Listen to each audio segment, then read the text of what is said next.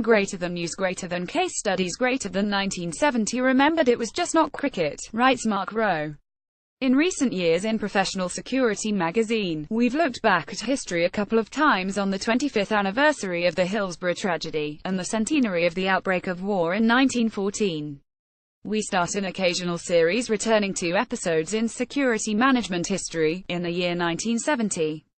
If you want a story to show how security has progressed, well within living memory, see the start of the chapter Cabinet Life under Tony and Gordon in the memoir of Labour politician Peter Hain, Outside in 2012.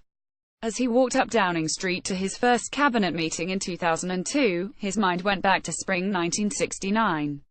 In those days you could still walk to the Prime Minister Harold Wilson's door, as Hain and other young Liberal protesters did, unfurling banners. I was photographed being carried off by a couple of constables, one holding my collar, the other my feet, to be dumped unceremoniously on Whitehall. Through the gates police now nodded Hain through the anti-terrorist gates with a good morning sir smile.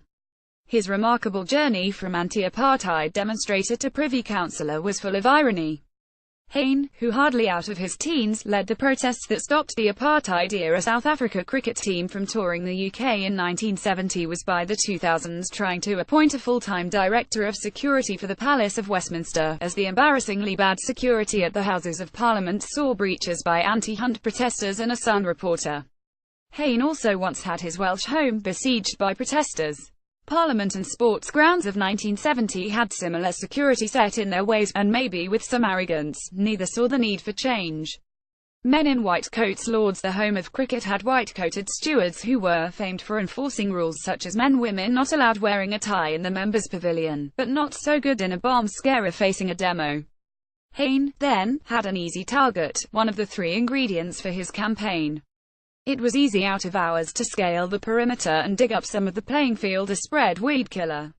You only had to pay at the gate and then shout and interrupt play. Such was what Hain called direct action.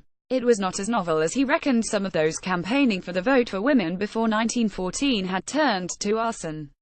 Another ingredient, to state the obvious, was to have some protesters. In a word, they were students like Hain. A demo outside the United States Embassy in Grosvenor Square against the Vietnam War in 1968 had turned violent.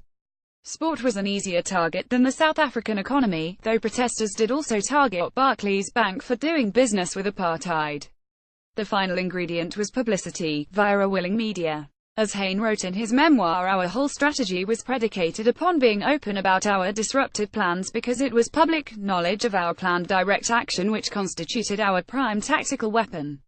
In other words, the threat of riot was as important as what the demonstrators actually did do, a sign of weakness. The protesters never had to own up to how many of few they were, or how disheartened they might be if some got arrested. Called off. It never came to that because the tour was called off before it began. But then England captain Raymond Illingworth spoke for many in cricket when he complained that the game had been caught in the crossfire. The protesters had been hardly civilized, and the most disgusting aspect of it had been threats against cricketers, and not only the South Africans. In his memoir, Hain was coy about this. He and leaders could distance themselves from what local protesters said and did. Once Lords had strung barbed wire around its pitch, in a sense it had already lost. This affair, then, is still relevant for showing that what matters ultimately is a target's pain threshold. Sport remains an easy target. Picture by Mark Rowe. Grosvenor Square, London on April 27, 2017. Demonstrators outside the US Embassy dressed as the Statue of Liberty.